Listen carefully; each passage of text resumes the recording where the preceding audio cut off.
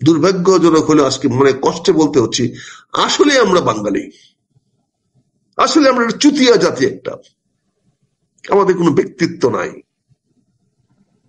আমাদের কোনো নিজস্ব স্বকীয়তা নাই, মাথাটা উঁচু করে কথা বলার আমরা পারি না, সবসময় মাথা নিচু করে কথা বলি, কথা প্রসঙ্গে চলে আসে। আমাদের কথা ছিল ভারতের সঙ্গে আমরা চোখে চোখ রেখে কথা বলবো, এটাই ছিল জুলাই বিপ্লবের চেতনা। দেখেন তো খলিলুর রহমান সাহেবের সঙ্গে অজিত দোভালের যে ছবিটা আসছে গতকালকে, অজিত দোভাল অন্যদিকে তাকায় আছে, আর খলিলুর রহমান সাহেব মাথা নিচু করে ওর হাতের দিকে তাকায় আছে, হ্যান্ডশেকটা করতেছে। এটা তাচ্ছিল্যভাবে করা হচ্ছে। বডি ল্যাঙ্গুয়েজটা দেখেন, কোথায় আপনার আই টু আই গেল? চোখে চোখ রেখে কথা বলার যে বৈষম্য বিরোধী ছাত্র আন্দোলনের যে দাবি, তাদের যে প্রত্যাশা যে ভারতের সঙ্গে আমরা চোখে চোখ রেখে কথা বলবো, তো এই আমাদের নিরাপত্তা উপদেষ্টা বালটার দামও নাই বাংলাদেশে। কেন নাই? কারণ আমি কোনো একটি বড় রাজনৈতিক দলের অংশীদার না। আপনি বাংলাদেশে কোন চুতিয়া ভাই? আপনি সারা পৃথিবীতে ব্যাটাগিরি করবেন? আপনি ইন্ডিয়ার সঙ্গে গন্ডগোল করে? আপনি কেঠা? হ্যাঁ, বাঙালি আপনার চুদির ভাই, বাঙালি আল্লাহর সারা জীবন তো পরের বাড়িতে গেলে কামলাই কাটছস। কোন দিন চালাইছস তোরা দেশ জাতি? বিহারির আনছস, উত্তরপ্রদেশের লোক আনছস, আরবের থেকে লোক আনছস, আফগানিস্তান থেকে লোক আনছস, অন্য তোদের মা বোনকে সব দিয়া তোরা সারা এই দেশে জাতি তৈরি হয়েছস। হ্যাঁ, আর কথায় কথায় ইন্ডিয়ার বিভয় করস। আর ইন্ডিয়াতে তো শক্তি তোর চেয়ে অনেক বড় শক্তি, তোর বাপের চেয়ে বড় শক্তি, তোর 14 গোষ্ঠীর চেয়ে বড় শক্তি। তার সঙ্গে তুই কথায় কথায় ঝগড়া করবি, তার সঙ্গে কথায় কথায় আঙুল দিবি, আই টু আই কথা বলবি, আর ওখানে গিয়া পায়ের দিকে তাকায় থাকস। সত্যকে সত্য হিসাবে মেনে নেয়। ভারত আমাদের জন্য অনেক বড় মহাশক্তি। আমরা ভারতের সঙ্গে পাকিস্তানের মতো স্টুপিড না, আমরা জাউরা না। আমাদের পক্ষে ভারতের সঙ্গে 4 পাঁচ দেওয়া আছি। আমাদের 20 কোটি মানুষ হলো আমাদের সম্পদ। এই 20 কোটি মানুষের জন্য আজকে আমরা নিরাপদে আছি। ভারত আমাদের দিকে চক্ষু তুলে তাকাতে পারে না। এই 20 কোটি মানুষের দায়িত্ব সে নিতে হবে। ডক্টর ইউনূসকে তো এই নির্বাচন ফেব্রুয়ারিতে না থাকলে ওনাকে ক্ষমতায় থাকতে দেশের মানুষ দিবে না, এটা স্পষ্ট। তখন কেউ কাউকে মানবে না, কারো কথা মানবে না, এবং সেনাবাহিনীও সেখানে তাদের কিছু করার থাকবে না। তাদের কার পক্ষ নিবে? ডক্টর ইউনূসের পক্ষ নিবে সেনাবাহিনী? শেখ হাসিনার পক্ষে নেয় নাই, তাহলে ইউনূসের পক্ষ কেন নিবে?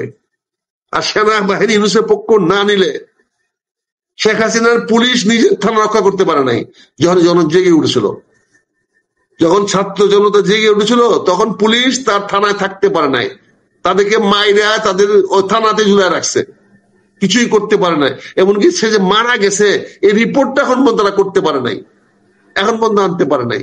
তা আগামীতে তো ফেব্রুয়ারি মাসে এই অবস্থা হবে। জয়ী কে হবে আমি জানি না। এখানে বাংলাদেশে একটা গৃহযুদ্ধ অবশ্যম্ভাবী, এবং ফলাফল বাংলাদেশ 3 ভাগে বিভক্ত হবে। বাংলাদেশকে কোনো একটি বিদেশি শক্তি, বিদেশি মানে কি আমাদের প্রতিবেশী শক্তি, বাংলাদেশটাকে 3টি ভাগে ভাগ করে ফেলবে।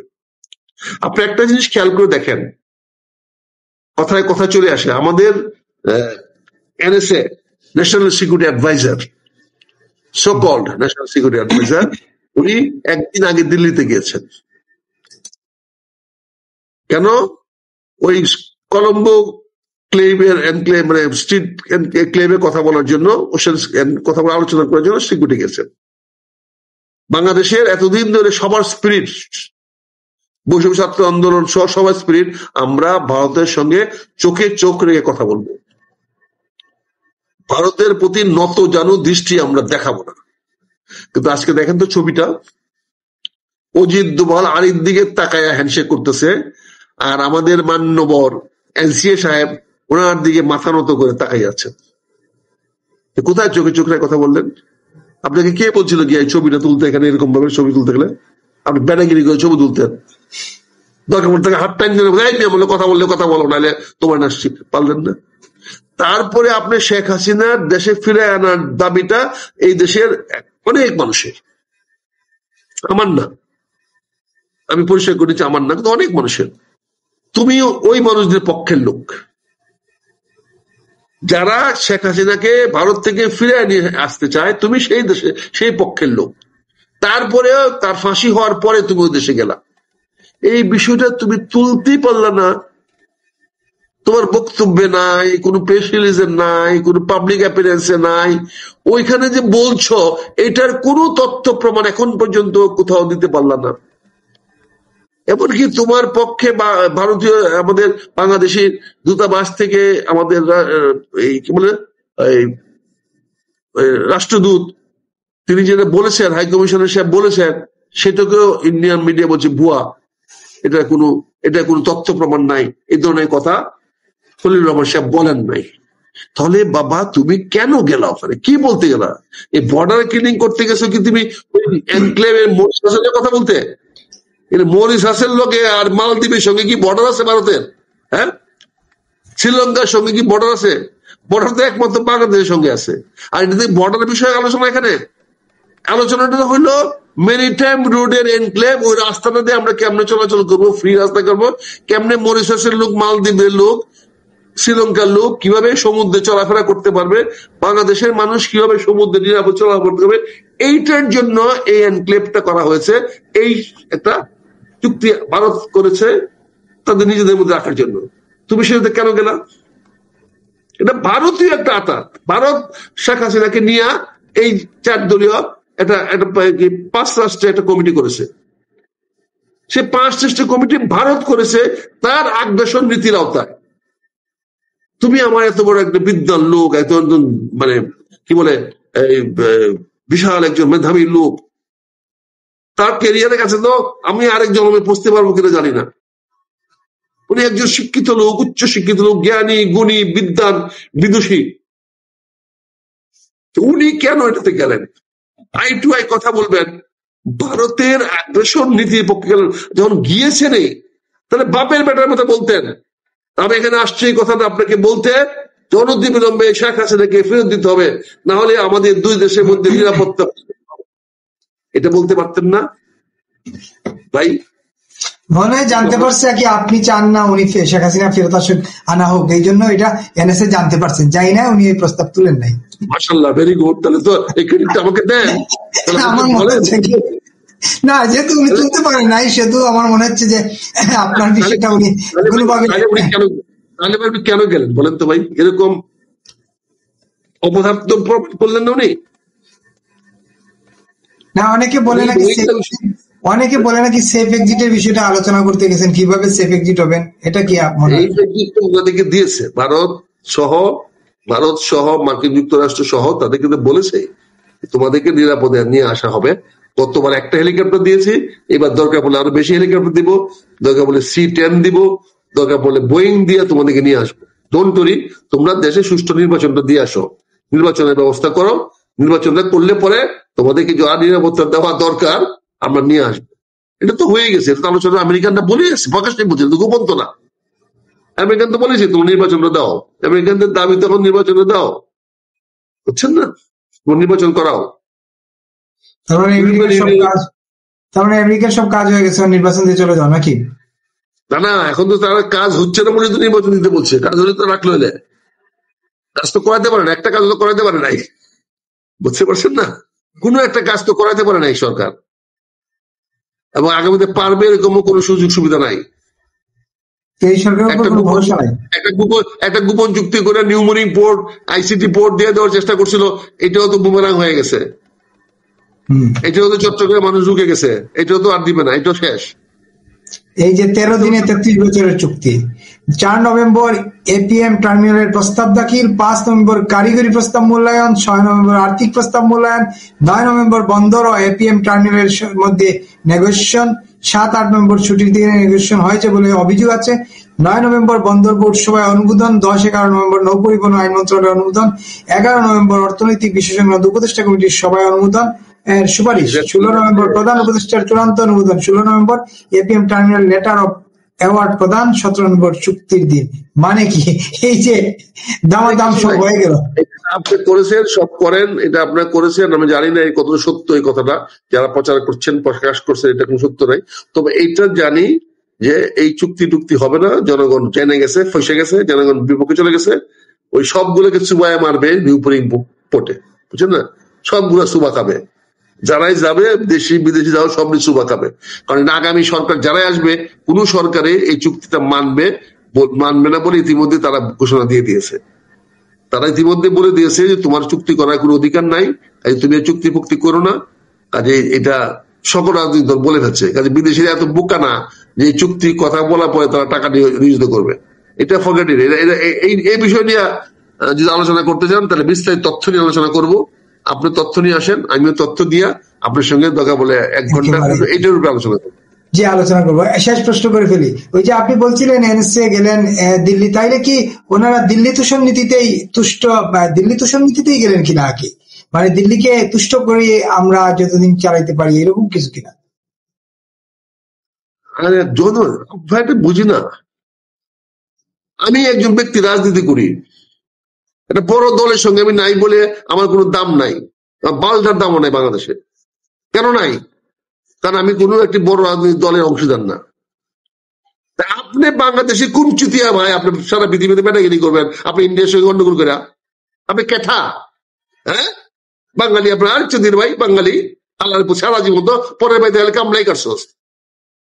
কোন দিন চালাইছস তোরা সারা দেশ জাতি? বিহারির আনছস, উত্তরপ্রদেশের লোক আনছস, আরবের থেকে লোক আনছস, আফগানিস্তান থেকে লোক আনছস, অন্য তোদের মা বোনকে সব দিয়া তোরা সারা এই দেশে জাতি তৈরি হয়েছস। হ্যাঁ, আর কথায় কথায় ইন্ডিয়ার বিপয় করস। আর ইন্ডিয়াতে তো শক্তি তোর চেয়ে অনেক বড় শক্তি, তোর বাপের চেয়ে বড় শক্তি, তোর 14 গোষ্ঠীর চেয়ে বড় শক্তি। তার সঙ্গে তুই কথায় কথায় ঝগড়া করবি, তার সঙ্গে কথায় কথায় আঙুল দিলাবি, আই টু আই কথা বলবি, আর ওখানে গিয়া পায়ের দিকে তাকায় থাকস। সত্যকে সত্য হিসাবে মেনে নেন। ভারত আমাদের জন্য অনেক বড় মহাশক্তি। আমরা ভারতের সঙ্গে পাকিস্তানের মতো স্টুপিড না, আমরা জাউরা না। আমাদের পক্ষে ভারতের সঙ্গে 4 পাঁচ দেওয়া আছি। আমাদের 20 কোটি মানুষ হলো আমাদের সম্পদ। এই 20 কোটি মানুষের জন্য আজকে আমরা নিরাপদে আছি। ভারত আমাদের দিকে চক্ষু তুলে তাকাতে পারে না। এই 20 কোটি মানুষের দায়িত্ব সে নিতে হবে। আমার স্বাধীনতা রক্ষা কবচ, আমার মিলিটারি শক্তি, সামরিক শক্তি, সকল শক্তি হলো এই 20 কোটি মানুষ। 20 কোটি মানুষ যদি ঐক্যবদ্ধ থাকবে, একত্রবদ্ধ থাকবে, বাংলাদেশের 1 ইঞ্চি মাটিও কোন শুয়োরের বাচ্চা কোনো লোক নিতে পারবে না। কিন্তু যদি ঐক্য না থাকে, আমাদের অনৈক্য সৃষ্টি হয়, বিভেদ সৃষ্টি হয়, সবচেয়ে বেশি ক্ষতিগ্রস্ত হবো আমরা। অতীতে হয়েছি, বারবার বঞ্চিত হয়েছি, প্রবঞ্চিত হয়েছি। আমাদের সম্পদ লুটে নিয়ে গেছে সবাই। আমরা গরিব ছিলাম না, আমরা দরিদ্র ছিলাম না, আমরা না খেয়ে থাকতাম না, আমরা শিকার করে খাই নাই, আমরা জন্মের থেকে উৎপাদন করে খাচ্ছি, আমরা পরে সম্পদ দখল করে খাই নাই। কাজে এখন আপনারা আমাদেরকে এই এমন জায়গায় নিয়ে গেছেন, আমাদের বিভেদ কারণে, আমাদের মধ্যে বিভেদ লাগাই দিয়া, ভাইয়ে ভাইয়ে নিজেরা মারা লাগাইয়া।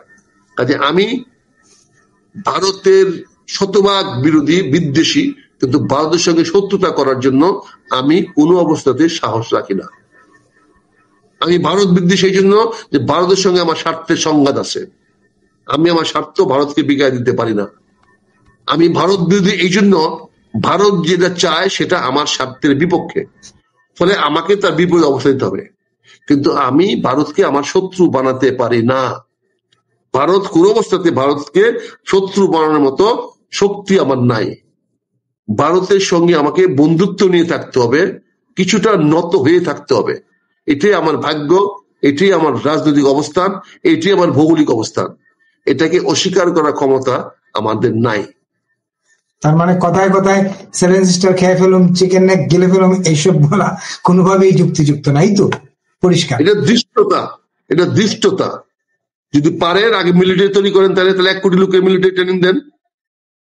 খাইবেনটা কি? হ্যাঁ, পারলে 1 কোটি লোকের ট্রেনিং দেন, মিলিটারি ট্রেনিং দেওয়ান, তারপরে কথা বলেন। দৃষ্ট দেখেন, সরকার পতনে সহায়তা করতে পারে, সোজা সাপটা উত্তর হল না। কোন সেনাবাহিনী কোন সরকারের পতনে সহায়তা করার প্রশ্নে ওঠে না, এবং বাংলাদেশ সেনাবাহিনীও সেই কাজটি কখনোই করে নাই। এই বিষয়টা আমাদের স্পষ্ট হতে হবে। এখন ডক্টর ইউনূস সাহেব যে বক্তব্যটা বলেছেন, সে বক্তব্যটা উনি কিছুটা প্রাসঙ্গিকও দিয়েছেন। উনি বলেছেন বিশ্ববিদ্যালয়ের ছেলেরা সিদ্ধান্ত নিয়ে নিয়েছে কি করার দরকার, সেই করার কি দরকার তারা সিদ্ধান্ত নিয়েছে। তখন সেনাবাহিনীকেও তৎকালীন আওয়ামী লীগ সরকার মাঠে আইন শৃঙ্খলা রক্ষা করার জন্য নিয়োজিত করেছিল এবং সেখানে উবায়দুল কাদের বলেছিল দেখা মাত্র সেনাবাহিনীকে গুলি করার অর্ডার, সেনাবাহিনীকে অর্ডার দেওয়া হয়েছে যাকে আপনারা দেখবেন ও রাস্তায় ঘাটে তাদেরকে গুলি করবেন। এই বক্তব্যটা সেনা প্রধান সহ সেনা কর্মকর্তারা আমরা আমাদের দেশের জনগণের উপরে কোনো গুলি চালাতে পারবো না। আর এই ছেলেরা মেয়েরা আমাদের যারা পড়ায় পরে তারা আমাদের সন্তান, আমাদের ভাই বোন বা অনুজন, নিশ্চয়ই শরীরদের কাছাকাছি বয়স তারা জানেন বাংলাদেশের ইয়াং অফিসারদের বয়স শরীরদের বয়স। আপনার কথাটা একটু ভিতরে চলে যাচ্ছে। সৈনিক থাকে, সৈনিকদের বয়স থাকে 20-এর নিচে, আর ইয়াং অফিসারদের বয়স থাকে 25-এর নিচে। সেখানে বিশ্ববিদ্যালয়ের ছেলেদের সঙ্গে তাদের বয়সের একটা মিল থাকে, কারণ বিশ্ববিদ্যালয়ে যারা পড়াশোনা করে তাদেরও বয়স 22, 23, 24 এরকম মধ্যে চলাফেরা করে, মানে তারা একই তারুণ্যকে প্রতিনিধিত্ব করে। সেখানে ইয়াং অফিসাররা এবং সৈনিকেরা বলছে আমরা আমাদের বন্ধুদের, আমাদের ভাইদের, আমাদের বোনদের উপরে গুলি চালাতে পারবো না, কাজে সরকার আমাদেরকে এরকম নির্দেশ দিলে আমরা বেকায়দা পড়ে যাব, আমরা বিব্রত হব। এই কথাটা কিন্তু তারা সরকার প্রধানকে জানিয়েছে এবং এটাই বোধহয় ডক্টর ইউনূস বলতে চেয়েছেন যে এই সেনাবাহিনীর অবস্থানটাই আন্দোলনকে সফল করতে সর্বোচ্চ সহায়তা করেছে। কারণ তখন সেনাবাহিনীর প্রতি যে ভয়টা মানুষের স্বাভাবিক থাকে সেই ভয়টা উঠে গেছে, সবাই বুঝে গেছে এই সেনাবাহিনী আমাদের উপর গুলি করবে না। কাজে এখানে সেনাবাহিনীর এই ভূমিকাটা সেদিন জনগণের পক্ষে, ছাত্রদের পক্ষে, বৈষম্যদের পক্ষে নেওয়াটা ছিল একটা যুগান্তকারী পদক্ষেপ এবং সেই পদক্ষেপটার পিছনে অবশ্যই দেশপ্রেম, জনগণের প্রতি তাদের, জনগণকে নিরাপদ দেওয়ার যে তাদের ইচ্ছা সেটাই প্রকাশ পেয়েছে। তারা অত্যন্ত বলিষ্ঠভাবে জনগণের নিরাপত্তা নিশ্চিত করেছে। তারা বলছে রাস্তায় জনগণের উপরে তারা গুলি চালাবে না এবং এইটাতে তাদের প্রচন্ড দেশ, অর্থাৎ যদি এই ছেলেগুলা মারা যেত, গুলি করতো, তাহলে দেশে হয়তো আরো বিশৃঙ্খলা বড় হতো, এমনকি সশস্ত্র বাহিনীর ভিতরে হয়তো গন্ডগোলটা বিস্তার হয়ে যেতে পারত। কাজে এখানে সেনাবাহিনী অত্যন্ত বিচক্ষণতার সঙ্গে এবং বিশেষ করে সেনা প্রধান অত্যন্ত তড়িৎ সিদ্ধান্ত নিয়েছেন এবং তাকে সিদ্ধান্ত নিতে হয়েছে পক্ষে যাব না বিপক্ষে যাব। পক্ষে মানে কার? পক্ষে মানে শেখ হাসিনার না, পক্ষে মানে সরকারের না।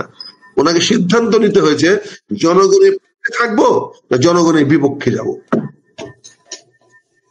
তৎকালীন সময়ে সেনা অধিনায়কেরা, সেনাপতিরা সিদ্ধান্ত নিতে পেরেছে বলিষ্ঠভাবে তারা জনগণের পক্ষে থাকবে। এটা হয়তো সরকারের বিপক্ষে গিয়েছে, সেটা তো কিছু করার ছিল না। ওই সময় সরকারকে ক্ষমতায় রাখাটা কারো পক্ষে সম্ভব ছিল না এবং জনগণের কল্যাণের পক্ষেও ছিল না, জনগণের স্বার্থের পক্ষে ছিল না, দেশের স্বার্থ ছিল না। ফলে জনগণের পক্ষে সেনাবাহিনী অবস্থান নিয়েছে। তারপরেও কিন্তু সেনাবাহিনী শেখ হাসিনাকে স্থানান্তর করতে, দেশান্তর করতে সম্পূর্ণ সহযোগিতা করেছে এবং পরে তাকে দেশের বাইরে অত্যন্ত মানে নিরাপদে পাঠিয়ে দিয়েছে।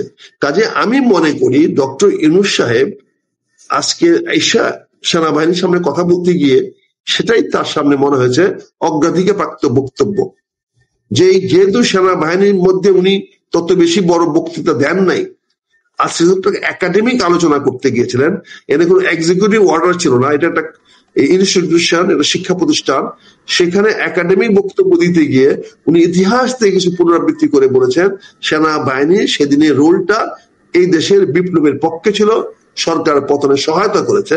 এটাই উনি একাডেমিক পয়েন্টে বলতে চেয়েছে। এটা কিন্তু ওনার কোনো মিলিটারি ডাইরেক্ট বা এক্সিকিউটিভ অর্ডার না, এক্সিকিউটিভ বক্তব্য না, এই বক্তব্যটা সম্পূর্ণ একাডেমিক না। একেবারে আপনি বলেছেন যে আমি যে প্রশ্নটা করতেছিলাম আপনি আগেই তুলে ফেলেছেন প্রসঙ্গটা, সেনাবাহিনী ছাত্র জনতার উপর গুলি করবে না, এটার অর্থ কি বোঝায় এই যে আমি সরকারকে রক্ষা করব না, আমি মানুষের পক্ষে আন্দোলনকে সহায়তা করলাম, এটা বোঝায়? সেনাবাহিনী তো সরকার রক্ষা করার জন্য দায়বদ্ধ না। তার সাংবিধানিক দায়িত্ব কি? সাংবিধানিক দায়িত্ব সরকার রক্ষা করা না, রাষ্ট্রকে রক্ষা করা। পরিষ্কার হইতে হবে ভাইয়া, রাষ্ট্র এবং সরকার এক জিনিস নয়। সেনাবাহিনী সংবিধানের 62 ধারায় প্রতিষ্ঠিত হয়েছে, যাদের মূল দায়িত্ব হলো রাষ্ট্রকে রক্ষা করা, রাষ্ট্রের সার্বভৌমত্ব রক্ষা করা, এবং যদি সরকার বেসামরিক প্রশাসনকে সহায়তা করতে বলে তাহলে সহায়তা করা, বেসামরিক প্রশাসনকে সহায়তা করা। তার অর্থ কোন অবস্থায় সরকারকে রক্ষা করা না। যদি কেউ মনে করে সামরিক বাহিনী সরকারকে রক্ষা করবে, তাহলে তারা সেনাবাহিনীকে মিসইউজ করার চেষ্টা করছে, অপব্যবহার করার চেষ্টা করছে, এটাই বুঝতে হবে। কারণ সেনাবাহিনী কোনো অবস্থাতেই সরকারের কোনো তল্পিবাহক বাহিনী নয়, এটা রাষ্ট্রের বাহিনী, এটা রাষ্ট্রের সম্পদ। সশস্ত্র বাহিনী রাষ্ট্রের সশস্ত্র বাহিনী। তার মানে আপনি বলছেন যে এইটা, এই গুলি, আপনি যেটা বলছেন যে প্রধান উপদেষ্টা বলছেন এই যে গুলি না করার সিদ্ধান্ত, এটাই তাদের সহায়তা না। এগুলি যদি তারা গুলি করতো তাহলে কি বিপ্লব সফল হতো? বলেন। সেনাবাহিনী যদি বলতো, তাহলে সেনাবাহিনী তো সরকারি পক্ষ নেয় নাই, রাষ্ট্রের পক্ষ নিয়েছে, জনগণের পক্ষ নিয়েছে না। তাহলে সেনাবাহিনীর কাজ হচ্ছে সংবিধান রক্ষা করা, স্বাধীনতা সার্বভৌমত্ব রক্ষা করা, এবং সরকারকে, সংবিধান রক্ষা করা মানে তো সরকারকে রক্ষা করা। সংবিধান রক্ষা সরকার রক্ষা কি? যদি না, সংবিধান রক্ষা, সে শপথ করেছে সংবিধান রক্ষা করবে। সংবিধান তো, সরকার তো পরিবর্তনশীল, সে তো সরকারের অধীন, তাই না? না, সরকারের অধীন সে না। যতক্ষণ পর্যন্ত সাংবিধানিক সরকার সে ছিল ততক্ষণ পর্যন্ত সে তো তাকে রক্ষা করেছে। তাকে তো কেউ হত্যা করতে দেয় নাই, তাকে কেউ মারতে দেয় নাই, সে একজন মন্ত্রীকে মারতে দেয় নাই, হত্যা হতে দেয় নাই, একটি সরকারকেও তো সে ক্ষতিগ্রস্ত করতে দেয় নাই। সে দায়িত্ব পালন করেছে এবং তাদেরকে নিরাপত্তা দিয়েছে, নিরাপদে ক্যান্টনমেন্টে নিয়ে আসছে, সবাইকে, সকল মন্ত্রীদেরকে নিয়ে আসছে। সে তো সরকার, কিন্তু সরকারকে টিকিয়ে রাখা তো দায়িত্ব না। সেই দায়িত্বটা সে সেনাবাহিনী অত্যন্ত দক্ষতার সঙ্গে, বিচক্ষণতার সঙ্গে করেছে। আর সাংবিধানিক ভাবে সংবিধান রক্ষা করবে, আর সংবিধানে যেই সরকার আসবে সাংবিধানিক ভাবে সেই সরকার রক্ষা করবে। কাজে এখানে তো সাংবিধানিক ভাবে সরকার প্রতিষ্ঠিত হয়েছে। বর্তমান সরকারকে তো সাংবিধানিক ভিত্তি দিয়েছে বাংলাদেশের সুপ্রিম কোর্ট, উচ্চ আদালত। এই সরকারকে সংবিধানের 106 আর্টিকেল অনুযায়ী এই সরকারকে ডক্ট্রিন অফ নেসেসিটি হিসেবে সরকারকে বৈধতা দিয়েছে সাংবিধানিক সরকার হিসাবে। কাজে সেই সরকারকে রক্ষা করার দায়িত্ব সেনাবাহিনী পালন করে যাচ্ছে, তাই এখন সরকার টিকে আছে। এবং হয়তো ডক্টর ইউনূস বলতে চাচ্ছেন যে এরা যদি সহায়তা না করে তাহলে তো এই বর্তমান সরকারও একইভাবে হয়তো পতন হয়ে যেতে পারে। কাজেই সরকারকে সহায়তা করা মানে সাংবিধানিক যতদিন পর্যন্ত আপনার সরকার থাকবেন তাদেরকে অবশ্যই সহায়তা করবে। আবার সাংবিধানিক ভাবে যারা নির্বাচিত হয়ে আসবেন সেই সরকারকেও তারা নিরাপত্তা দিবে। কিন্তু সাংবিধানিক ভাবে যে সরকার টিকে থাকবে না তার পক্ষে তো তারা যাবে না। যেই সরকার ক্ষমতাচ্যুত হয়ে যাবে সেই সরকারের পক্ষে তো সেনাবাহিনী যাবে না। সাংবিধানিক ভাবে যে সরকার থাকবে, সে আগের সরকার কি অসাংবিধানিক ছিল? আমি তো আগে সবার বলি নাই, শেখ হাসিনা তো আর্মি তো রেকমেন্ড করছে সরকার যদি চলে গেল সেদিন থেকে। এর আগে তো বলছে আমি জনগণের উপর গুলি চালাবো না। সে তো তার সরকারের আদেশ অমান্য করতে অস্বীকার করে নাই। সে তো সরকারকে রক্ষা করেছে, তাদেরকে সকল দায়িত্ব পালন করেছে। সে শুধু বলেছে যে আমরা জনগণের উপরে গুলি চালাবো না। একেবারে পরিষ্কার। সরকার তো টিকতে পারে না, সে সরকারের ব্যাপার।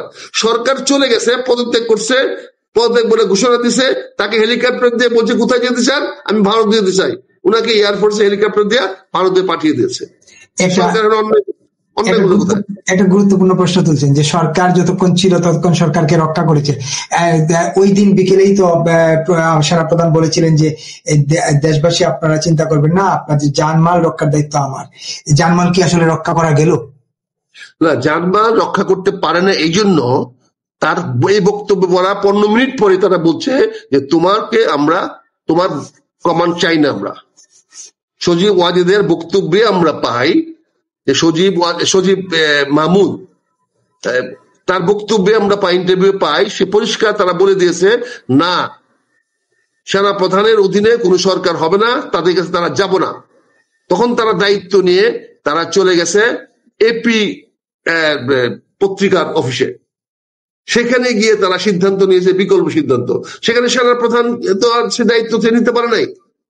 যদি সেনাপ্রধান দায়িত্ব তৎকালীন সময় নিতে পারতো, দায়িত্ব দিতে, তাহলে আমি বলতে পারি একটি মানুষেরও ক্ষতি হতো না, এই মিল কারখানা কোনো আগর হতো না। এই সুযোগটাই করে দেওয়ার জন্য ওয়াকারুজ্জামানের বক্তব্যটাকে তারা ডিফাই করেছে। ওয়াকারুজ্জামান দায়িত্বটা নিয়েছিল, কিন্তু সেই দায়িত্বটা তো আমরা ওনাকে দেই নাই।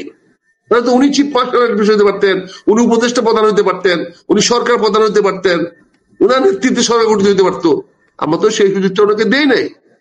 উনি যেতে দায়িত্ব নেওয়ার জন্য ভলান্টিয়ার হয়েছিলেন, কিন্তু তারপরেও তো তাকে আমরা সেই দায়িত্ব দেই নাই আমরা। এবং সেখানে সজীবের মতো লোকেরা দায়িত্বটা তার কাছ থেকে নিয়ে আসে। তারা বলছে আমরা 3 দিন দেশে সরকার ছিল না। এই সজীবের কথায় তো আর এটা ফেলে দেওয়া যায় না। 3 দিন তো সরকার ছিল না, 3 দিন তো সেনাপ্রধানের দায়িত্ব ছিল, যেহেতু তিনি দায়িত্ব ছিল না। সেনাপ্রধান ছিল না, সেনাপ্রধান দায়িত্ব সরকার ছিল না, সরকার ছিল না, ছিল নাই। কিন্তু ডক্টর ইউনূস কিন্তু তারা অলরেডি উপদেষ্টা বানিয়ে ফেলেছেন, ঘোষণা দিয়ে দিয়েছে উনি আসতে পর হবে। সরকার তো ছিল, প্রশাসন ছিল, জাপসি ছিল, সবাই ছিল। সেনা বানানো তো সরকারকে সরকারি কাজ করা সেনাপ্রধানের দায়িত্ব না, কারো জানমালের নিরাপত্তা দেওয়া সরকারের দায়িত্ব না, রাস্তাঘাটে ট্রাফিক কন্ট্রোল করা সামরিক বাহিনীর দায়িত্ব না। এগুলো অতীতে আপনারা করেছেন, আমরা তো আপত্তি করেছি। 3 দিন সরকার নাই, সেনাপ্রধানে কি করা আছে, সেনাবাহিনী কি করা আছে? সেনাবাহিনী তো অন্য কোনো বিদেশে কাউকে এই দেশে ঢুকতে দেয় নাই। মানে আপনার ডাইকে নিয়ে আসছেন বিদেশি আইন নিয়ে ক্ষমতা বসায় দিচ্ছেন, এটা সেনাবাহিনী কি করবে? সেনাবাহিনী উচিত ছিল ডক্টর ইউনূসের বিমানটাকে গুলি করে ফেলায় দেওয়া, শুধু বিদেশি। সে বাংলাদেশে ক্ষমতা বসবে কেন? সেনাবাহিনী সেটা করেছে? করে নাই। সেনাবাহিনী কোনো বিদেশিকে বাংলাদেশে আসতে দেয় নাই, কোন বিদেশি রাষ্ট্রকে দেয় নাই। তাহলে সেনাবাহিনী রাষ্ট্রকে রক্ষা করেছে। সরকারকে রক্ষা করা সেনাবাহিনীর দায়িত্ব না, কর্তব্য না। রাষ্ট্রকে রক্ষা করা সেনাবাহিনীর দায়িত্ব, কর্তব্য। বাংলাদেশের সার্বভৌমত্ব রক্ষা করা সেনাবাহিনীর কর্তব্য। সেটা সেনাবাহিনী করে যাচ্ছে এবং অত্যন্ত আমি গর্বের সঙ্গে বলতে চাই আমাদের সেনাবাহিনী সেই দায়িত্বটা অত্যন্ত নিষ্ঠা, দক্ষতা এবং গর্বের সঙ্গে করে যাচ্ছে। এই জন্য জাতি তাদের কাছে কৃতজ্ঞ, আমি তাদেরকে ধন্যবাদ জানাই। একেবারে। আমরা একটু আরেকটা প্রশ্ন করি। আপনি বলছিলেন যে সেনাবাহিনীর দায়িত্ব না ট্রাফিক করা, ট্রাফিক দেখা সেনাবাহিনীর দায়িত্ব না, এটা না। কিন্তু আমরা তো গত 5 আগস্টের পর থেকে এখন পর্যন্ত সেনাবাহিনীকে মাঠেই দেখছি 2 মাস পর পর ম্যাজিস্ট্রেসি পাওয়ার নিয়ে, কিন্তু বাস্তবে তার খুব একটা কার্যক্রম তো চোখে পড়ে না। প্রায়শই আমরা সহিংসতার খবর পাই, প্রায়শই আমরা মবের খবর পাই, কিন্তু ম্যাজিস্ট্রেসি পাওয়ার থাকার পরও আমরা এগুলাকে দমানোর কোনো দেখি না, কার্যকর পদক্ষেপ। এখানে একটা জিনিস আমি আপনাকে একটু বিনয়ের সঙ্গে বলতে চাই, সেনাবাহিনীকে দেশের কাজে লাগানোর জন্য বেসামরিক প্রশাসনকে সহায়তা করার জন্য সরকারের একটা সংবিধানে একটা ধারা আছে। সংবিধানে একটা কথা আছে, বেসামরিক প্রশাসনকে সহায়তা করার জন্য যদি বাংলাদেশের প্রশাসন চায় তাহলে সেনাবাহিনী সেখানে দায়িত্ব পালন করতে পারে। সেই দায়িত্বটা তারা পালন করে সংশ্লিষ্ট ডিপ্টি কমিশনারের অধীনে। আপনি ডিপ্টি কমিশনারের কাছে ম্যাজিস্ট্রেট থাকে, সেই ম্যাজিস্ট্রেট গুলা ডিপ্টি কমিশনারের নির্দেশে ম্যাজিস্ট্রেট পালন করে। কিন্তু আজকে বিচার ব্যবস্থা আলাদা হয়ে যাওয়ার পরে ডিসির অধীনে যে ম্যাজিস্ট্রেট থাকে তাদের বিচারিক ক্ষমতা নাই। তারা বড় জোর একটা ওই মোবাইল কোর্ট চালাতে পারে এবং 6 মাসের জেল দিতে পারে বা 10,000 টাকা জরিমানা করতে পারে, কিন্তু বিচারক আদালত তার চেয়ে বেশি দেওয়ার ক্ষমতা তাদের নাই। এখন সেনাবাহিনী যখন গিয়েছে তখন এতগুলা ম্যাজিস্ট্রেট তো নাই যে সেনাবাহিনী যেখানে যাবে, সেনাবাহিনী তো কোনো কর্তৃত্ব নাই, কর্তৃত্ব হবে ম্যাজিস্ট্রেটের এবং সে কর্তৃত্ব পাবে ডিসির কাছ থেকে। কাজে ডিসির কাছ থেকে তারা কর্তৃত্ব নিয়েছে যে আমার অফিসাররা ক্যাপ্টেন মেজর সাহেবরা যেখানে ডিউটি করবে সেও তোমার ম্যাজিস্ট্রেট হিসেবে কাজ করবে, এই ম্যাজিস্ট্রেট পাওয়ারটা তারা নিয়েছে। কিন্তু চূড়ান্ত নির্দেশ তো দিতে হবে ডিসিকে। ডিসিকে বলতে হবে তাকে ধরেন, মারেন, কাটেন, জেলে ঢুকান, কি করবেন সেটা বলতে হবে। সেনাবাহিনী ওই ম্যাজিস্ট্রেটকে প্রোটেকশন দেবে যে আপনার নির্দেশটা পালিত হবে, কিন্তু ম্যাজিস্ট্রেটের নির্দেশটা তো আসবে ডিসি সাহেবের কাছ থেকে। সেই জিনিসটা তো আমরা বুঝি না। সেই জিনিসটাতে আমরা ডিসি সাহেবরা এখন কি করব? DC is a very powerful post, DC is not a simple একটা পোস্ট। ডিসিকে আমরা অনেক ক্ষমতা দিয়েছি, অনেক পাওয়ার ইমপ্লাইজ। কমপ্লিট গভর্নমেন্টের যা ক্ষমতা আছে, সকল মন্ত্রণালয়ের যত ক্ষমতা আছে, ওই একটি জেলাতে একজন ডিসি সেই ক্ষমতা প্রয়োগ করতে পারে। এটা আপনি শুনতে আমার খারাপ লাগতে পারে বা আশ্চর্য মনে হতে পারে, কিন্তু একটা ডিসি বাংলাদেশের সকল মন্ত্রণালয়ের কর্তৃত্ব তার কাছে আছে। সে যে কোনো মন্ত্রণালয়ের যে কোনো কর্মকর্তার উপরে সে খবরদারি করতে পারে। কোন মন্ত্রণালয়ে সে চাকরি করে এটা ডিসির কাছে বিবেচ্য বিষয় না। ডিসি বাংলাদেশ সরকারকে কর্তৃত্ব সে ওখানে ডিস্ট্রিক্ট লেভেলে সে এক্সারসাইজ করে, বিভাগীয় লেভেলে বিভাগীয় কমিশনার সে এক্সারসাইজ করে। দে আর দি পাওয়ার। তো এই পাওয়ারটা যদি ওনারা ডিসিরা যদি আমাদের আর্মির ম্যাজিস্ট্রেট যাদেরকে বানানো হয়েছে সে ম্যাজিস্ট্রেটকে রিলে না করেন, ক্ষমতাটাকে ক্ষমতাটা না দেন, তাকে নির্দেশ না দেন, তাহলে ওই আর্মি অফিসার ম্যাজিস্ট্রেট হয়েও কি করতে পারবে? আগে তো ম্যাজিস্ট্রেটের অরিজিনাল পাওয়ার থাকতে হবে। সোর্স অফ পাওয়ারটা কি? সেনাবাহিনী ম্যাজিস্ট্রেটের সোর্স অফ পাওয়ার হলো ডিসি। তো ডিসি তাকে বলবে আপনি ওখানে গ্রেফতার করেন, আপনি ওখানে গিয়ে ফাইন করেন, আপনি ওখানে জেল দেন। সেটা সেনাবাহিনী তাকে ওই ম্যাজিস্ট্রেট সাহেবকে, ক্যাপ্টেন সাহেবকে, মেজর সাহেবকে, সিভিলিয়ান ম্যাজিস্ট্রেটকে যেমন প্রোটেকশন দিত, আর ক্যাপ্টেন সাহেবকে তো আলাদা করে প্রোটেকশন দেওয়া দরকার নাই, because he is belongs to that unit. কাজে এইটা হলো আপনারা যদি এই জিনিসটা করে ফেলেন, আমরা যদি গোলমেলে করে ফেলে। আরেকটা প্রশ্ন করি আপনাকে, সিভিল অ্যাডমিনিস্ট্রেশন মনে রাখেন, ম্যাজিস্ট্রেট হলো সিভিল অ্যাডমিনিস্ট্রেশন আন্ডার ডিসি। আরেকটা প্রশ্ন করি আপনাকে, সেটা হলো আপনি একটু আগে বলছিলেন যে সেনাবাহিনীর কাজ হলো দেশ রক্ষা করা। এই 5 তারিখ থেকে 8 তারিখ পর্যন্ত দেশ সেনাবাহিনী রক্ষা করে, বাইরের কোন শক্তি আসে নাই, কিন্তু বাইরের লোক এসে সরকারে বসে গেছে, এই বিদেশিরা এসে সরকারে বসে গেছে, এটা আপনি বলছিলেন। বলছেন কিন্তু অস্বীকার করতে পারেন না না, আমি তো অস্বীকার করছি, আমার বক্তব্য হলো যে বসে গেছেন, আপনি বসাইছেন, আপনার বসাইছেন। এই বসানো থেকে উদ্ধার পাওয়া কবে? না, উদ্ধার নির্বাচনের মাধ্যমে, যখন সুষ্ঠু অবাধ নির্বাচন হবে তখন এই বিদেশি কুকিল গুলা আর থাকতে পারবে না দেশে, বুঝছেন না? এই সিজনাল বার্ডস গুলা না হয় শিকার করবে মানুষের, তাদেরকে শিকার করে ফেলবে। যেমন আমাদের সাইবেরিয়া থেকে যে বার্ডস গুলো আসে, সব বার্ডস তো ফিরে যেতে পারে না। অনেক বার্ডস আমাদের হাওর মারে, অনেকের জালে আটকে যায়, অনেকে ভাবে আটকে দেয়, শিকারির কাছে আটকে যায়। এই সমস্ত ওই যে সিজনাল বার্ডস গুলো আসছে, তারাও হয়তো অনেকে ফেরত যাবে, অনেকে ফেরত নাও যেতে পারে, অনেকে আটকে যেতে পারে এখানে, অনেকে হয়তো শিকার করে তাদেরকে দিয়ে ভুরি পুজো করতে পারে। আমরা তো সাইবেরিয়ান বার্ডসের দেশে থাকি, তো আমরা তো দেখি এই যখন পৌষ মাস অগ্রহায়ণ মাস আসছে, ঝাঁকে ঝাঁকে পাখি আসতেছে আমাদের এখানে, সবগুলো বিদেশি পাখি, বাংলাদেশি পাখি তো না। এই যে বিদেশি পাখি শিকার হয়ে যেতে পারে, এটা আপনার কেন মনে হচ্ছে? এরা তো আসছে, তাই তো আমরা যখন পাখিটা দেখি আমার জমি ধান খাইতেছে, তখন আমি তাকে শিকার করবো না? আমার পুকুরে যখন মাছ খেতে আসবে পাখিটা নামবে, তখন শিকার করবো না? তাইলে এই পাখিরা মাছ খেয়ে যাচ্ছে তাইলে এখন অবিরত। আমারটা খায়নি এখনো, যারটা খাইছে সে তো ছাড়বে না। কিন্তু এই যে দেশের মাছ তো খেয়ে ফেললো, উষ্মা তাদের প্রতি নাই, আমার তো নেই, কিন্তু যাদের জমিতে খাচ্ছে, যাদের ফসল নষ্ট করতেছে, তারা তো সেই পাখি শিকার করেও ফেলতে পারে না। কিন্তু এই যে মনে করেন দেশেরটা তো খেয়ে ফেলতেছে, এই যে বন্দর টন্দর সব চুক্তি করে ফেলতেছে, মাত্র 5 দিনে বন্দর চুক্তি হয়েছে। সেই জন্য তো বললাম, তারা যেখানে যেখানে যাচ্ছে সেখানে শিকার হয়ে যেতে পারে। আপনি কি মনে করেন এই 5 দিনের এই যে বন্দর করে ফেলেছে, এটা গুড এন্ড ব্যাড পয়েন্ট আছে, কিন্তু তারপরে গোপনে চুক্তি করার ফলে কি বন্দর ঢুকতে পারবে কেউ? ক্ষমতা আছে ডক্টর ইউনূস সাহেবের লোকদের বা ওই যে ওই কোম্পানির তো পাওয়ারটা বাঁচবে। একটা খুন হলেই তো কোম্পানিটা ফিরত আসবে না, একটা অফিসারকে মায়েরা ফেললেই তো আর এই কোম্পানিতে আসবে না। আপনি কি মনে করেন যে বিভিন্ন ভাবে যে সমস্ত আমেরিকানরা এই বাংলাদেশের মাটিতে ঘুরে বেড়াইছে অতীতে, আগামীতে ঘুরে বেড়াতে পারবে? অনেক শিকার হয়ে যাবে না? অনেক পাখি শিকার হয়ে যাবে না? বলেন। কাজে আজকেও তো আমরা দেখতেছি, কাজে এত সাবধান হইতে হতো। আজকে আমাদের এত এত ব্যারিস্টার, এত এত উকাল থাকতে আমরা আজকে কি দেখলাম যে আইসিটিতে 2 জন উকিল নিয়োগ দেওয়া হলো বিদেশে বাংলাদেশে বংশোদ্ভূত বিদেশি নাগরিক, তাদেরকে দেওয়া হলো। তার মানে কি আমাদের দেশের লয়ার সাহেবরা অযোগ্য না? আমাদের দেশের এই যে বড় বড় লয়াররা কথা বলেন, অনেক লয়াররা প্রায় হয়তো টেলিভিশনের লয়াররাই দেখি কথা বলেন, তারা কি করবেন বলেন? তাদের যোগ্যতা নাই এখানে বসার। লন্ডন থেকে আনতে হবে বাংলাদেশের বংশোদ্ভূত লয়ারদেরকে আইনটা বানাইতে হবে, adviser to the chief prosecutor. Chief prosecutor একদিনে অ্যাডভাইস লাগতেছে, কারণ যেহেতু বিচারটা উনি সঠিকভাবে প্রসিকিউশন করতে পারেন নাই। এটা বিচারক সাহেব জনগণের প্রত্যাশা পূরণ করেছেন, ফাঁসি দিয়ে দিয়েছেন, বিচারক সাহেব নিজের ঝুঁকি নিয়ে দিয়েছেন, কিন্তু মামলা তো প্রমাণ হয় নাই, মামলাতে কোনো ইনগ্রেডিয়েন্টস নাই। প্রসিকিউশন তো এখানে এমন কোন এলিমেন্ট দিতে পারে না যে এলিমেন্টে ফাঁসি হওয়া দরকার। ড্রোন দিয়ে আকাশে উড়িয়া তথ্য দিলে তো এটা ফাঁসির অফেন্স হয় না। হেলিকপ্টার নিয়ে আকাশে ঘুরিয়া মানুষকে ভয় দেখালে বা গুলি করলে এটা ফাঁসি হইতে পারে না।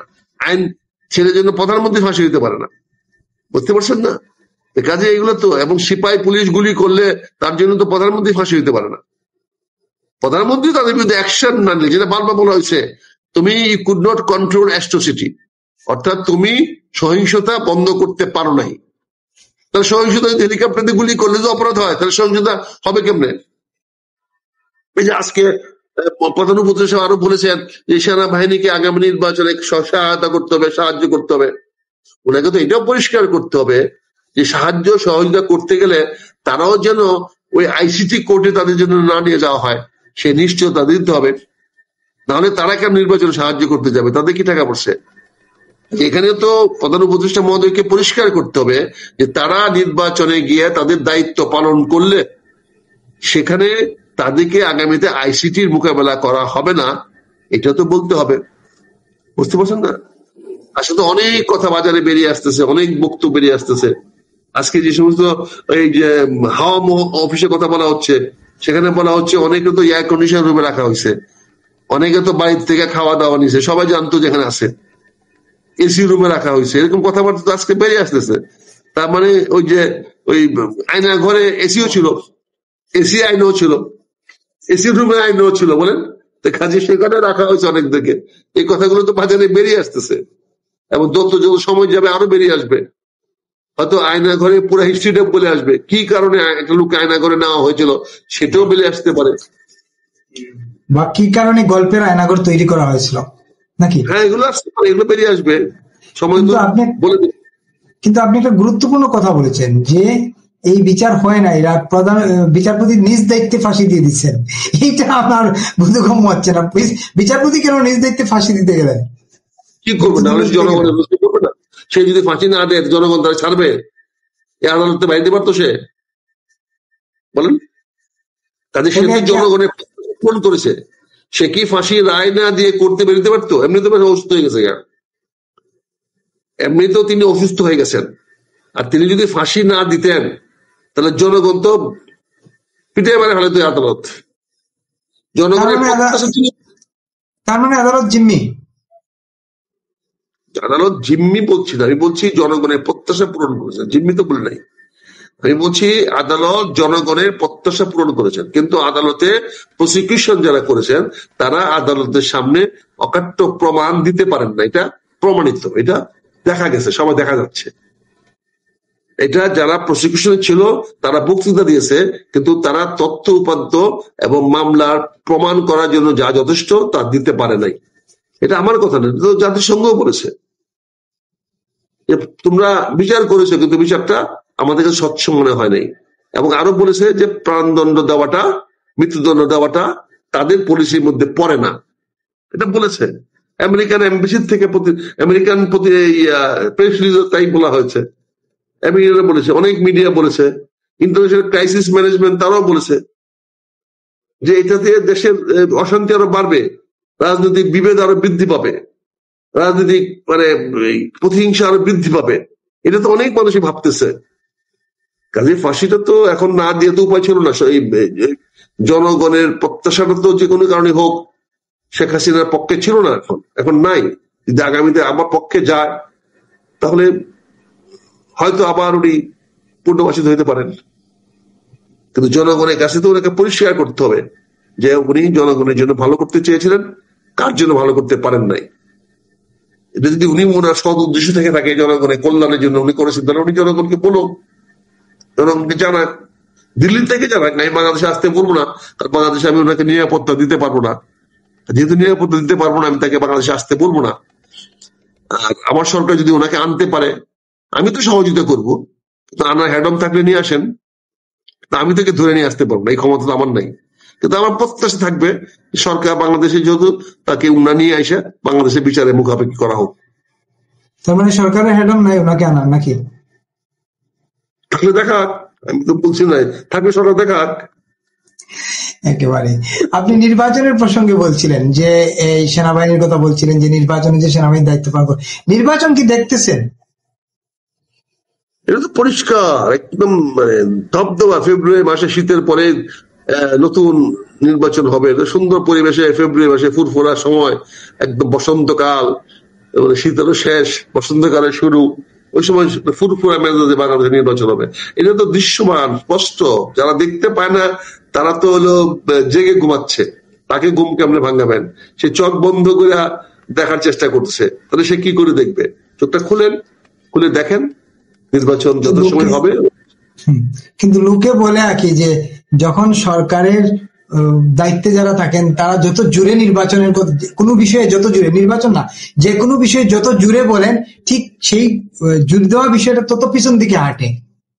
20 কোটি মানুষের দেশে যদি 1% লোকও যদি দ্বিমত পোষণ করে তাহলে 20 লক্ষ লোক হয়। এটা অনেক আফ্রিকান দেশ জনসংখ্যা নাই। আর 10% লোকও যদি একটা পক্ষে যায় তাহলে 2 কোটি লোক যায়। সবার কথার গুরুত্ব আছে, মূল্য আছে, সবারই দ্বিমত করার অধিকার রাখে। কিন্তু আমি মনে করি যে বৃহদাংশ মানুষ, বাংলাদেশের মানুষের কাছে এরকম কোনো ভুয়াশা নাই, এরকম কোনো মানে কোনো মনে রাখো কোনো দ্বিধা নাই। তারা জানে, বাংলাদেশের বৃহদাংশ মানুষ জানে যে নির্বাচন, তারা জানে না শুধু মানে এবং বিশ্বাস করে, এবং তারা চায় নির্বাচনটা সঠিক সময় হোক। নির্বাচনটাই বাংলাদেশে আমাদের জন্য বর্তমানে সবচেয়ে ভালো ওষুধ, এটি আমাদেরকে বাঁচাতে পারবে। বাংলাদেশের মানুষকে নতুন একটা গতিমুখ দেওয়ার জন্য, এই দেশ কোন দিকে যাবে, কিভাবে যাবে, এটা নির্ধারণ করার জন্য আমাদের একটা নির্বাচন অত্যাবশ্যক। এই নির্বাচনটা হলো আমাদের জীবন রক্ষাকারী ট্যাবলেট, জীবন রক্ষাকারী ওষুধ। এইটাকে আমাদেরকে যে কোনো অবস্থাতে সবাই মিলে আসেন, নির্বাচনের বিপক্ষে প্রপাগান্ডা না করে আমরা সবাই বলি নির্বাচনটা দেন। নির্বাচনের বাইরে যদি কেউ যেতে চান তাহলে 10% লোকের হয়তো একটা সুইসাইডাল ওয়ার্ড মাইন্ডে থাকতে পারে, হয়তো তাদের অন্যরকম এজেন্ডা থাকতে পারে, সেটা আমি বলছি না, আপনি সেটা বাস্তবায়ন করার অধিকার রাখে। কিন্তু বৃহদংশ মানুষ যদি আপনাদের পক্ষে যায় আমার কোনো আপত্তি নাই। কিন্তু এখন এই বর্তমানে বৃহৎ অংশের লোক, বাংলাদেশের অন্তত 70-80% লোক নির্বাচনের পক্ষে। তাদেরকে যদি আপনি ঘুরাইতে পারেন, বদলাইতে পারেন, আমার কোনো আপত্তি নেই। কিন্তু আমি মনে করি ব্যক্তিগতভাবে বাংলাদেশে নির্বাচন ছাড়া আমাদের সামনে কোনো রাজনৈতিক বিকল্প নাই। যদি নির্বাচন না হয় ভবিষ্যৎটা কি তাহলে দেশের? পরিষ্কার জলবত্তরল, দেশের গৃহযুদ্ধ হবে। দুর্ভাগ্যজনক হলে আজকে মানে কষ্টে বলতে হচ্ছে, আসলে আমরা বাঙালি, আসলে আমরা চুতিয়া জাতি একটা। আমাদের কোনো ব্যক্তিত্ব নাই, আমাদের কোনো নিজস্ব স্বকীয়তা নাই, মাথাটা উঁচু করে কথা বলার আমরা পারি না, সবসময় মাথা নিচু করে কথা বলি, কথা প্রসঙ্গে চলে আসে। আমাদের কথা ছিল ভারতের সঙ্গে আমরা চোখে চোখ রেখে কথা বলবো, এটাই ছিল জুলাই বিপ্লবের চেতনা। দেখেন তো খলিলুর রহমান সাহেবের সঙ্গে অজিত দোভালের যে ছবিটা আসছে গতকালকে, অজিত দোভাল অন্যদিকে তাকায় আছে আর খলিলুর রহমান সাহেব মাথা নিচু করে ওর হাতের দিকে তাকায় আছে, হ্যান্ডশেকটা করতেছে। এটা তাচ্ছিল্যভাবে করা হচ্ছে। বডি ল্যাঙ্গুয়েজটা দেখেন, কোথায় আপনার আই টু আই গেল? চোখে চোখ রেখে কথা বলার যে বৈষম্য ছাত্র আন্দোলনের যে দাবি, তাদের যে প্রত্যাশা যে ভারতের সঙ্গে আমরা চোখে চোখ রেখে কথা বলবো, এই আমাদের নিরাপত্তা উপদেষ্টা তিনি নতুন পদ পেলেন, ন্যাশনাল সিকিউরিটি অ্যাডভাইজার।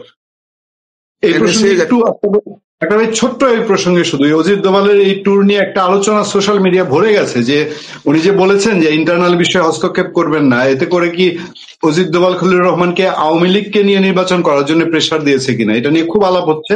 নিশ্চয়ই আপনার আলোচনায় এই বিষয়টা একটু দৃষ্টি দিবেন, সেটার জন্য আমি একটু। সবচেয়ে বড় দুর্ভাগ্য হলো যে শেখ হাসিনার মৃত্যুদণ্ড দেওয়া হয়েছে, তাকে ফেরত আনার মতো কোনো বক্তব্য দিয়েছেন কিনা এটার কোনো প্রমাণিত তথ্য এখন পর্যন্ত পাওয়া যাচ্ছে না। কোনো মিডিয়া বলতে পারতেছে না তার সঙ্গে যে ৪৫ মিনিট আলাপ হলো, সে ৪৫ মিনিট আলাপেও উনি এই প্রসঙ্গটা এনেছেন কিনা না ভারতের মিডিয়া কনফার্ম করতে পারছে, না কোনো মিডিয়া কনফার্ম করতে পারছে। অথচ ওইটাই তো হওয়া ছিল আমার প্রেস রিলিজ, আমার মূল বক্তব্য। এবং আমার বাংলাদেশের অ্যাম্বাসেডর সাহেব হাইকমিশনার যে বক্তব্য দিয়েছেন সেটাকে ভারতের মিডিয়াতে ভুয়া বলা হয়েছে, এটা রিলায়েবল না বলা হয়েছে। তার মানে উনার বক্তব্যটা রিলায়েবল না, ভুয়া বলা হচ্ছে। অথচ অজিত দোভাল বলেন না স্পষ্ট করে যে শেখ হাসিনাকে ফেরত আনার জন্য উনি উনার পক্ষ থেকে যতটুকু চাপ দেওয়ার দরকার উনি অজিত দোভালের কাছে সেই চাপটা দিয়েছেন। উনি তো ন্যাশনাল সিকিউরিটি অ্যাডভাইজার, এনএসএ হয়েছেন। পৃথিবীতে এনএসএ পোস্টটা এখন অনেক বেশি আপগ্রেডেড, সে এনএসএ পর্যায়ে উনি চলে গেছেন এখন। সে এনএসএ যদি এই বক্তব্যটা দেন আর উনি যদি আই টু আই কথা বলতে পারেন না, উনি যার সঙ্গে হ্যান্ডশেক করছেন সেই ভদ্রলোক তার দিকে তাকাচ্ছে না। ছবিটা দেখেন না আপনি, একজন ভদ্রলোকের সঙ্গে আপনি হাত মিলাচ্ছেন, সেই ভদ্রলোক আপনার দিকে তাকাচ্ছে না আর আপনি মাথাটা নিচু করে। আনফরচুনেটলি দোভালের চেয়ে আপনি একটু লম্বা বেশি, এটা হতে পারে যে আপনার মাথা নিচু করতে হয়েছে আপনার, কারণ আপনি একটু দোভালের চেয়ে দেখা গেল যে দোভালের চেয়ে একটু লম্বা বেশি, একটু স্বাস্থ্যসম্মত একটু বেশি বড়, তো এই জন্য হয়তো আবার মাথাটা নিচু করেছেন। কিন্তু মানুষ কিভাবে দেখবে? এই জন্য আমরা বললাম যে আসলে অ্যাজ এ হোল বাঙালির চরিত্র আমরা এক ক্যারেক্টার অফ হিপোক্রেটস। আমরা জাতীয় নেতাদের বলেন, সকল পর্যায়ে বলেন, প্রতিটা লোকের কথায় দেখবেন এক ধরনের কিরকম ছেলে মেয়ে, একটা অদ্ভুত জাতীয় নেতৃত্বের একটা বন্ধাত্ব চলছে। আজকে আমরা অত্যন্ত আশাহত হয়েছি সুপ্রিম কোর্টের কাছ থেকে। উনি যে রায়টা দিলেন সেটা অসম্পূর্ণ রায় এবং এটা অনেকটা বলা যায় যে এটা রহস্যপূর্ণ রায়। এই রায়টা বাংলাদেশের রাজনীতিকে আরো বেশি জটিল করবে, আরো বেশি সন্দেহের বীজ বপন করবে। এখানে বিচার বিভাগ পক্ষপাতিত্ব করছে, এই ধরনের একটি ভাব জনগণের মধ্যে প্রতিষ্ঠিত হবে। এটা তো প্রত্যাশিত ছিল না। এখন থেকে, আজ থেকে কেন কার্যকরী হতে পারবে না? বিচারের রায় কি 2 মাস 3 মাস 6 মাস পরে কার্যকরী হয়? বলেন, বিচারের তো রায়টা তো কার্যকরী আজ থেকেই, সেটা পরবর্তী অ্যাডমিনিস্ট্রেটিভ কারণে দেরি হইতে পারে। তাহলে কি আপনি তত্ত্বাবধায়ক সরকার প্রচলন হোক কিন্তু ডক্টর ইউনূস ক্ষমতায় থেকে যাক, এটাই চাচ্ছেন? এই অন্তর্বর্তী সরকারকে আপনি আরো 3 মাসের লাইফ দিলেন কেন? কি স্বার্থে, কি কারণে, কি প্রয়োজনে আপনি কেন তাদের লাইফ দিলেন? আপনি কি মনে করেন আজকে যদি বলতেন যে পরবর্তী নির্বাচন তত্ত্বাবধায়ক সরকারের মধ্যে হবে, তাহলে তো এই সরকারকে রূপান্তরিত হতে পারতেন, তত্ত্বাবধায়ক সরকার কেমন রূপান্তরিত হবে? এখানে তো তত্ত্বাবধায়ক সরকার কেমনে গঠন করা হবে এই ব্যাপারে একটা জাতীয় ঐক্যমত্য তৈরি হয়েছে এবং সেই জাতীয় ঐক্যমত্য এখন নির্ভর করছে আগামী গণভোটের উপরে, কিন্তু তার উপরে প্রেসিডেন্সিয়াল অর্ডার হয়ে গেছে।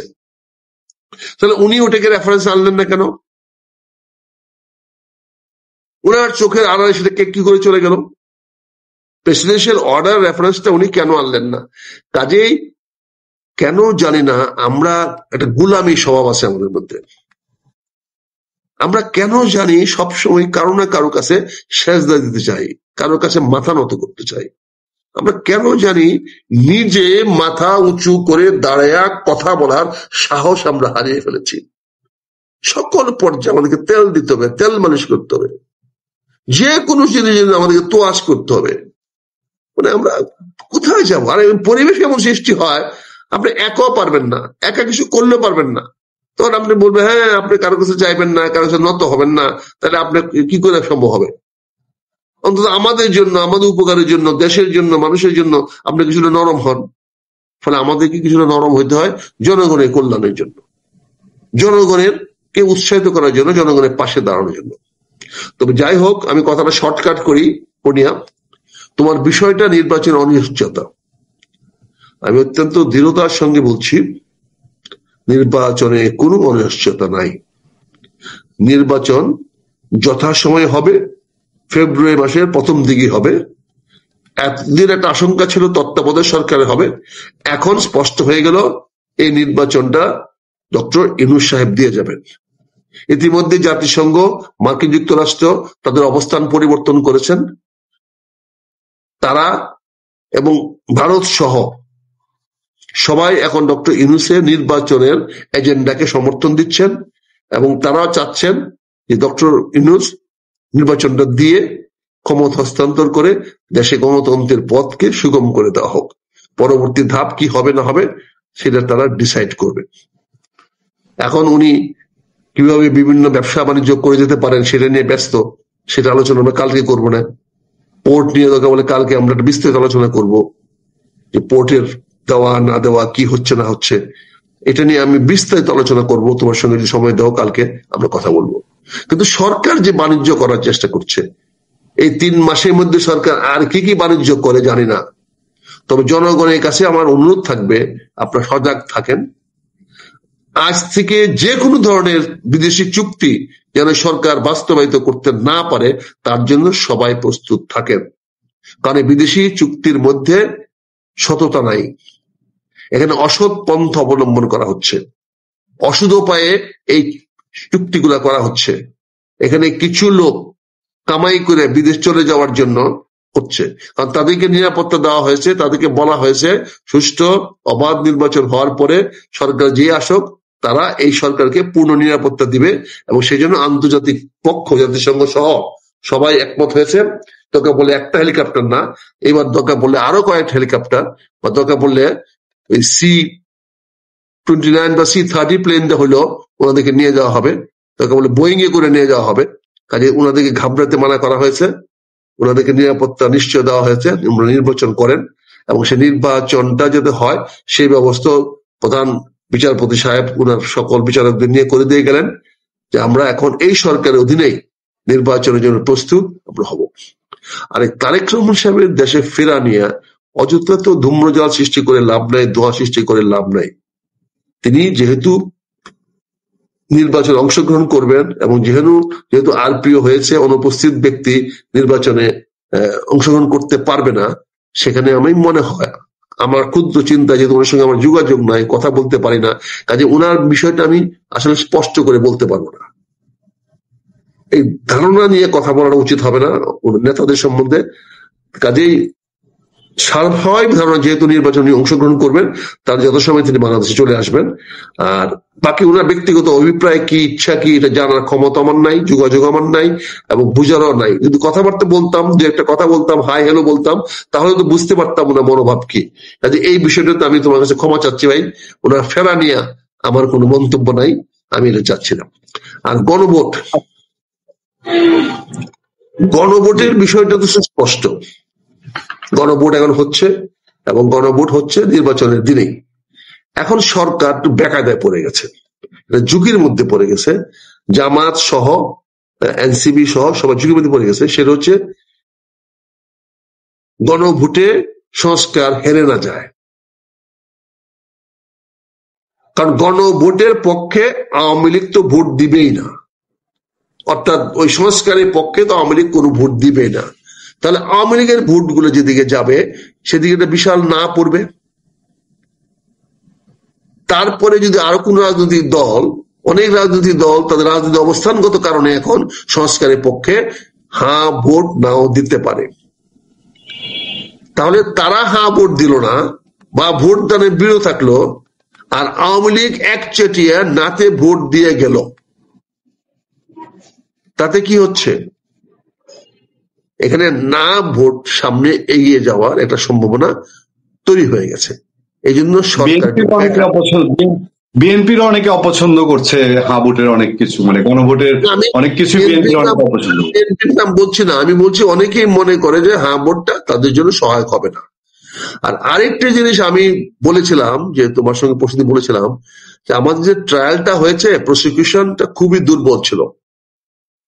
এই প্রসিকিউশনে কারো ফাঁসি হতে পারে না, এই কথাটা আমি তোমার কাছে স্পষ্ট করে বলেছিলাম। তারপরে বিচারককে ধন্যবাদ দিয়েছিলাম যে জনগণের প্রত্যাশা ছিল শেখ হাসিনা ফাঁসি হোক, আপনি সেই প্রত্যাশা পূরণ করেছেন, তার জন্য জনগণের পক্ষ থেকে আমি ওনাকে ধন্যবাদ জানিয়েছিলাম, কৃতজ্ঞতা জানিয়েছিলাম। কিন্তু প্রশাসন যে প্রসিকিউশন বা মামলাটাকে তথ্য প্রমাণ দিয়ে প্রমাণিত করার যে প্রচেষ্টা, এইটা প্রচন্ড দুর্বল ছিল। এখানে একটি চার্জও প্রমাণিত হয় না এবং কোনটাতে ফাঁসি দেওয়ার মতো এরকম এলিমেন্টস বা ইনগ্রেডিয়েন্ট ছিল না, যার ফলে দেখেন আজকে সরকার, আমি তুমি একটা গ্যাজেটের কপি আমার কাছে পাঠিয়েছ, সেখানে একজন বিদেশি, বাংলাদেশ বংশোদ্ভূত বিদেশি একজন বিখ্যাত লয়ার সাহেবকে এই ট্রাইব্যুনালের প্রসিকিউটরের চিফ অ্যাডভাইজার বানানো হয়েছে। মানে সে যা একদিন করে আসছে সেটা যে ভুয়া, সে যে পারে না, এটা তো প্রমাণ হইলো। পারে নাই বলে তো আজকে তাকে চিফ অ্যাডভাইজার দেওয়া হলো।